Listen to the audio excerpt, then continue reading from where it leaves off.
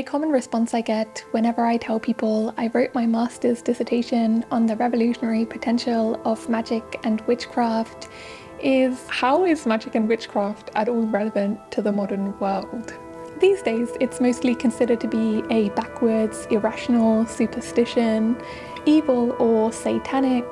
Witches are seen as old hags riding broomsticks with black cats and pointy hats. In its practice, it's often been commodified and co-opted to oblivion, becoming just an individualistic escapism shorn of its radical roots.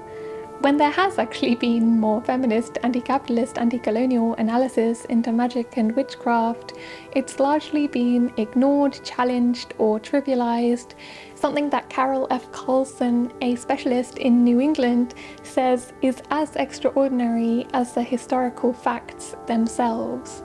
My response to this skepticism around my dissertation is usually to say that my obsession with magic and witchcraft began with the questions I want to discuss today. How can we possibly explain the fact that for more than 2 centuries, hundreds of thousands of women were tortured and killed in history's largest internationally organized, religiously sanctioned, legally approved assault on women's bodies? What was so powerful, threatening, and extraordinary about these witches that it required such a concerted policy of genocide against them? And what was lost when magic and witchcraft was destroyed?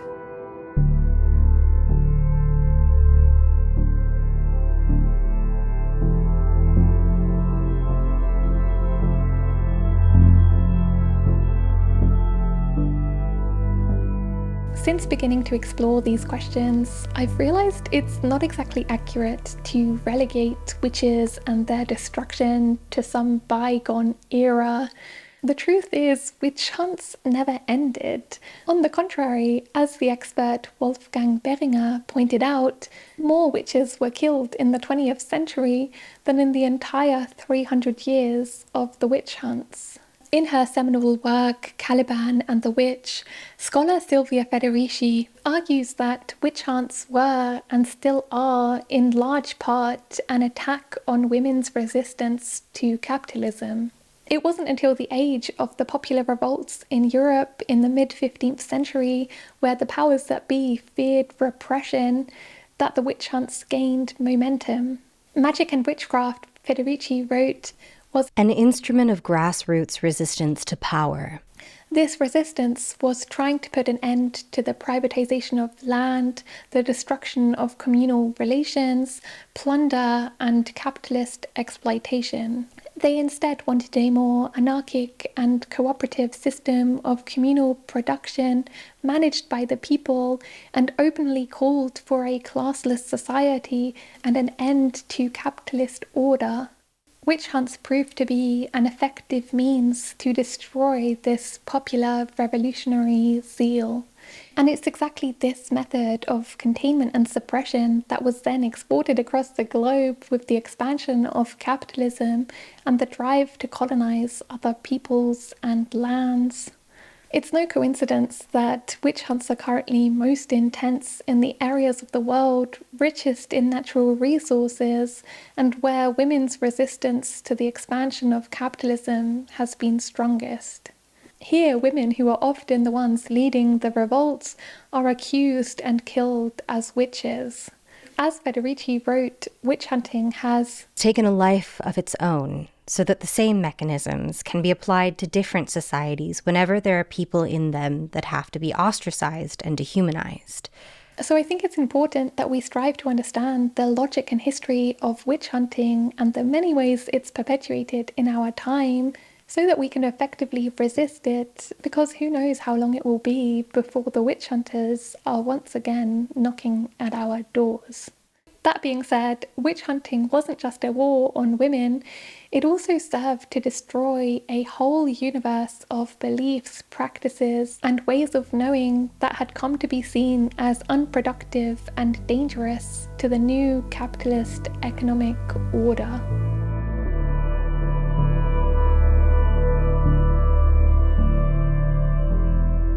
Although I have quite a fraught relationship with my Austrian grandma, she's quite a force to be reckoned with. I always felt like there was something a little bit witchy about her, despite her Catholic faith.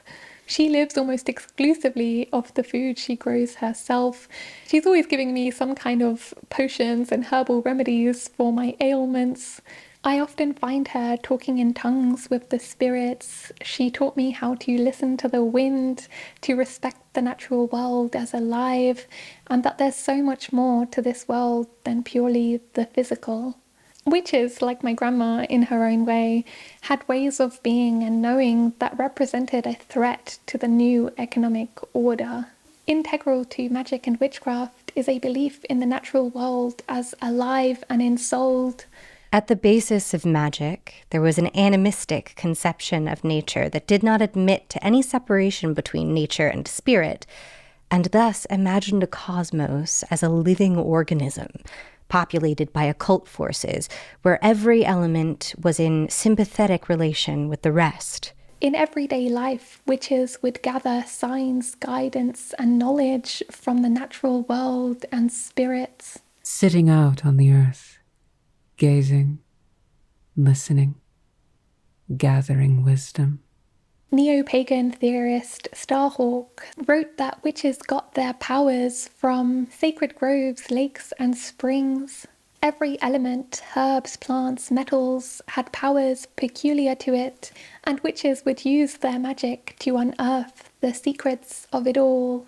Witches would also convene with the spiritual in order to co-create the physical world. In Starhawk's explanation, witches sat on the edge, the boundary between the village and the wild, the human world and the spirit world. However, capitalism required that the world be disenchanted, stripped of its powers, forces, and spirits, so it could be controlled, commodified, and exploited.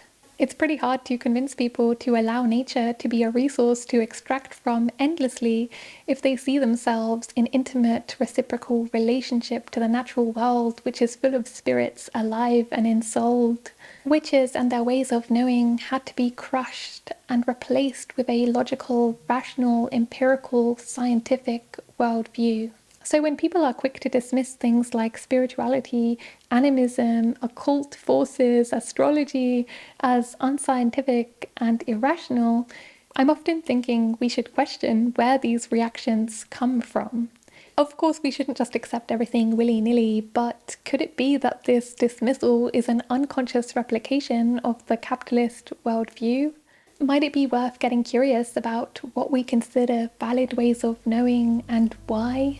Could there perhaps be something powerful and subversive about recovering these ancient, alternative, buried ways of knowing?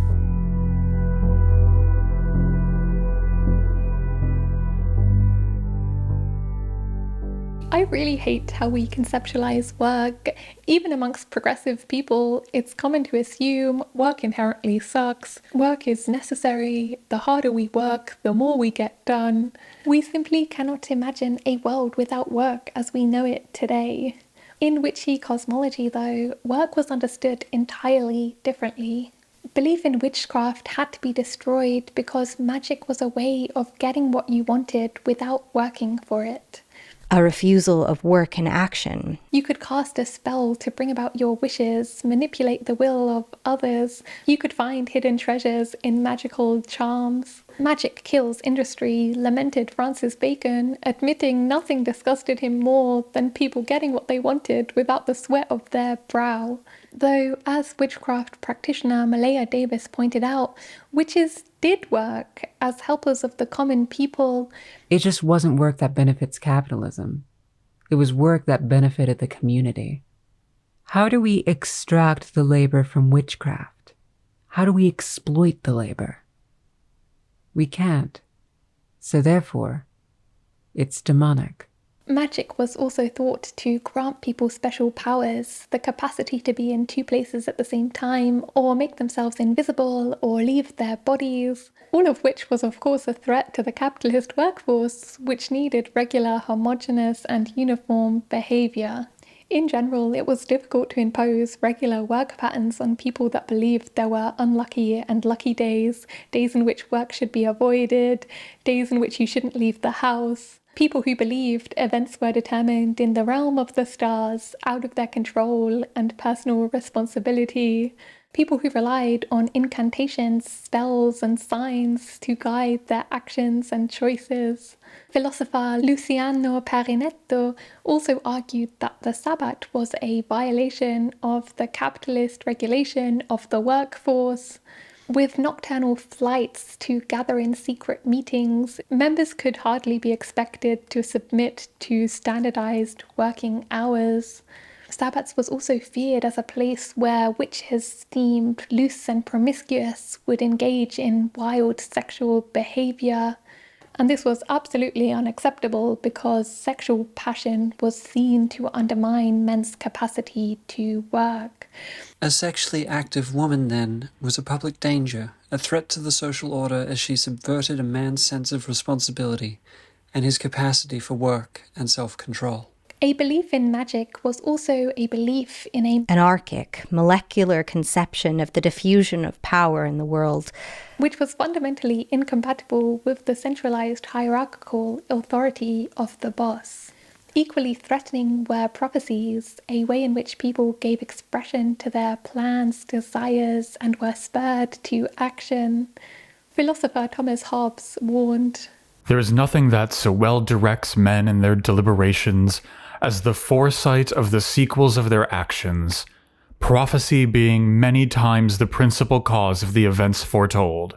The workforce had to be trained to defer gratification, to suppress their longings. A belief in magic which centered joy, pleasure, communal care, sustenance, and protection didn't allow for the misery of the workplace. Capitalism also required relegating women to a reproductive role to ensure a continually replenished workforce. So whilst in the Middle Ages, women could access a range of professions, with the witch hunts, women started to become excluded from most professions, creating what Federici called a large female underclass, the patriarchy of the wage. So far from being natural or inevitable, work as we know it today was only made possible through the violent suppression of magic and witchcraft, starting with the discipline of the stake. Witches posed a direct challenge to this economic system, offering a reminder that a different way of living, working, and being are possible.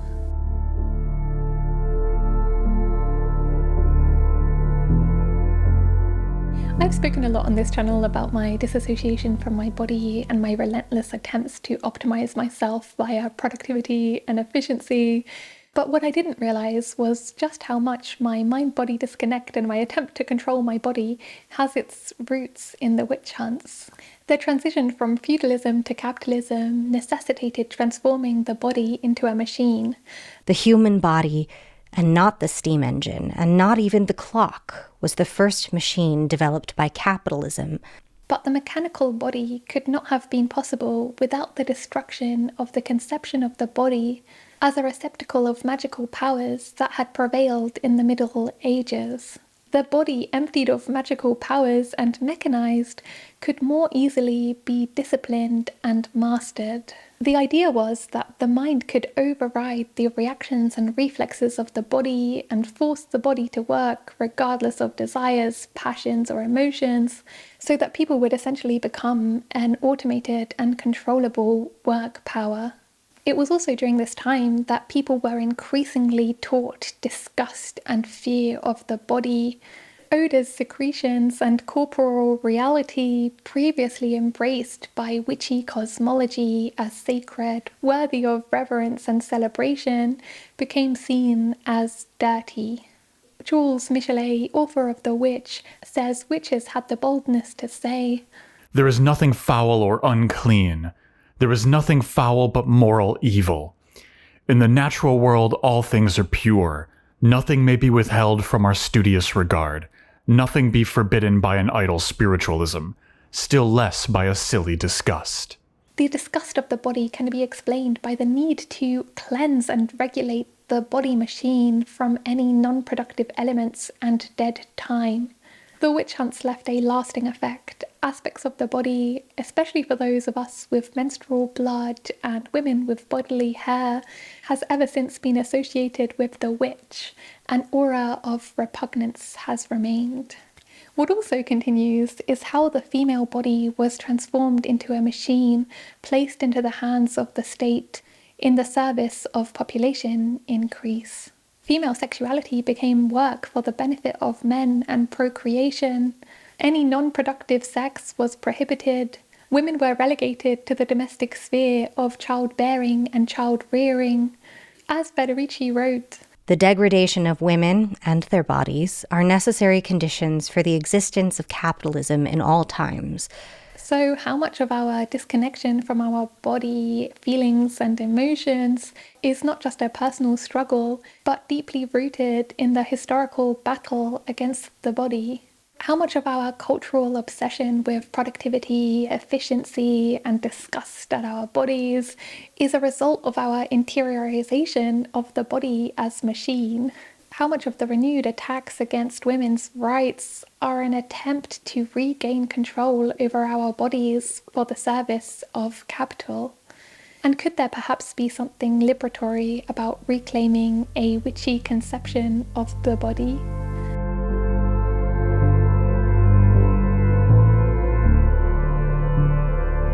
As a lover of nature, writing, solitude, and with an unbounded, delicious appetite for books, nothing in the whole business of marriage and kids appeals to me. I want to make kin, not babies. I want to have multiple lovers of different genders. I want to find meaning in collective movements for change and spend my days communing with the spirits of the land. Prior to the witch hunts, someone like I aspire to be would have been seen as perfectly ordinary. We tend to think of progress as linear. People were oppressed in the past and things gradually got better over time. But in reality, prior to the witch hunts, women were in many ways more liberated than we are today. Women were conceptualized as strong, powerful, self-asserting figures. We're less dependent on their male kin, less differentiated from them physically, socially, and psychologically, and we're less subservient to men's needs than free women were to be in later capitalist society. But the witch hunts instituted a regime of terror on women, from which emerged a new model of femininity to which they had to conform, sexless, obedient, child-rearing, childbearing, and subordinate to men. This was achieved via condemning any behavior that contradicted this model of femininity. The witch was a woman who engaged in crazy sexual behavior. She had children out of wedlock or avoided maternity altogether. She argued and swore, was aggressive and dominant, and stood up to her husband. She lived by her own means instead of being dependent on a man. In nocturnal flights on her broomstick, she was free to come and go as she pleases. As Palm Grossman writes, "The witch is arguably the only female archetype that has power on its own terms. She's not defined by anyone else. Wife, sister, mother, virgin, whore. These archetypes draw meaning based on relationships with others. The witch, however, is a woman who stands entirely on her own." As I mentioned earlier, it was also women who were usually at the forefront of revolts, organising in associations, often with a distinctly queer element. The Women's International Terrorist Conspiracy from Hell, or WITCH, a radical feminist protest group, states in their manifesto that witches were the original guerrillas and resistance fighters against oppression, particularly the oppression of women, down through the ages. So these days, when we're still given a prescriptive blueprint for the living of our lives, marriage, kids, houses, when people talk about gender roles as natural, women are just naturally weaker, submissive, subordinate, or when we're made to feel that women don't have a place in organising, agitating revolts because we don't exactly fit the aesthetic. I often think about witches as a symbol of the utter power we must have possessed the other ways of living and being, the revolutionary zeal, so much so that it inspired such terror and required such violent repression.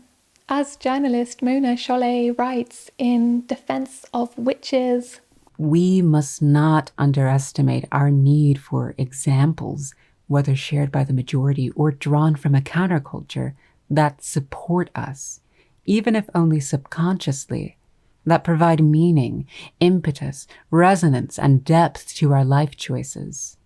We need to discern a pattern beneath the trajectory of women's lives in order to motivate, support, and legitimize our choices, to weave others' lives into our own, and make their presence, their approbation felt. Speaking of trying to be strong, powerful, and live by my own means, although it makes me uncomfortable, I'm gradually getting better at promoting and talking about my Patreon. I'd really appreciate if anyone likes these videos if they could consider becoming a patron. I have no desire to do sponsorships on this channel, so that would be a really great way to help me to continue to make them. I make monthly Patreon-only vlogs, and the last ones were on my spiritual experiences and my favourite authors, and in that I've referenced Sylvia Federici's Caliban and the Witch, which I've referenced heavily today, and we're also doing our next book club on that book, and also our next Discord community call will be on magic and witchcraft.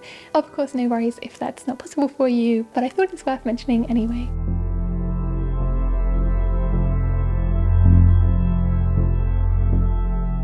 For as long as I can remember, I've had a fear of aging. I've been using anti-aging creams since I was about 12 years old. I still recall the horror I felt the first time I found a grey hair, and I religiously slap on sunscreen every 2 hours to avoid wrinkles. This fear I have of aging is not exactly surprising, given how much old women are painted as ugly, weak, vulnerable, dithery, and insignificant. But this was not always the case. Crone, hag, and witch were once powerful words to describe old women. Crone comes from crown, indicating wisdom. Hag comes from hagio, meaning holy. And witch comes from wit, meaning wise. And until the time of the witch hunts, old women were highly sought out and respected for their knowledge, wisdom, and guidance. They were frequently healers, midwives, and leaders, creating magic for their communities. But it was precisely because of this power that old women were especially targeted in the witch hunts. They had the accumulation of years of experience, a lifetime of spiritual discipline. Author Guy Bechtel writes, Spellcraft was an art. Witches had to work at their lessons to learn their knowledge, to gain experience. Older women therefore naturally appeared more suspect than younger ones. Having known the ways of old, they were less likely to submit to a new regime of control. Anne Barstow writes in Witch Craze, witches talked back in a time when they were increasingly expected to be submissive. These were women given to speaking out, to a bold tongue and independent spirit.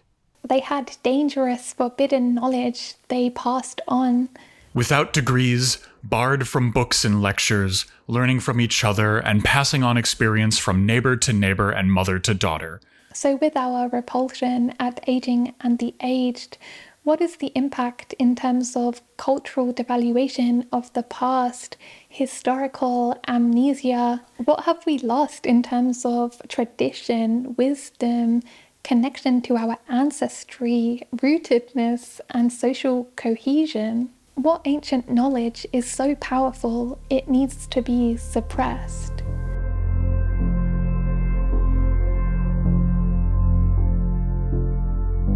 I'm pretty embarrassed about just how much of my life I spent being super competitive with other women, having that classic cool girl, I'm not like other girls trope, always seeing where I rank in comparison to other women, and I'm still so much more individualistic than I like to admit. But prior to the witch hunts, there was far more kinship, community, and solidarity amongst women than we generally see in industrialized societies today. According to Federici, women formed tight-knit groups that were a source of strength unimaginable today. They had their own activities and shared much of their lives and work with other women. Women cooperated with each other in every aspect of their life. They sewed, washed their clothes, and gave birth surrounded by other women, with men rigorously excluded. Their legal status reflected this greater autonomy. And it was exactly this solidarity and camaraderie that came under fire with the witch hunts. Women were forced under torture to denounce each other, friends condemning friends, daughters turning against their mothers. The historian Luisa Muraro found that the Sabbat came under increasing scrutiny to undermine collective struggle. It was feared as a place where thousands of women gathered in secret to plot their revolts. And the word gossip went from a term of friendship and affection to the derogatory connotation we still have today, meaning bitchy, idle, wicked talk amongst women. Attaching a denigrating meaning to the term, as well as punishing it via the gossip bridle, served to undermine the female sociality, communal ties, and camaraderie that had prevailed. All of this is part of the classic tactic of divide and conquer we still see today. Scapegoating or othering certain populations as the cause of our problems so as to destroy collective resistance, instill terror, silence entire communities, detract attention from the real culprits, and pit the masses against each other. As Federici says, the witch was the communist and the terrorist of her time. This begs the question, how much of the attacks on community solidarity and collective organizing we still see today is essential in a time where revulsion against capitalism and resistance to capitalist exploitation is growing in every part of the world? And how might magic and witchcraft help in its reclamation?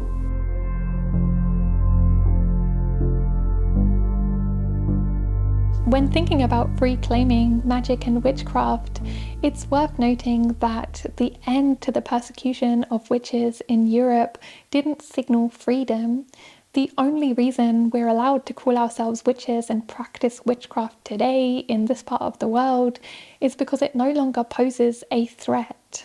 The disenchantment of the world, social control of work, mechanization of the body, modern femininity, historical amnesia, and destruction of solidarity is so deeply ingrained that allowing for magic and witchcraft doesn't jeopardize the economic order.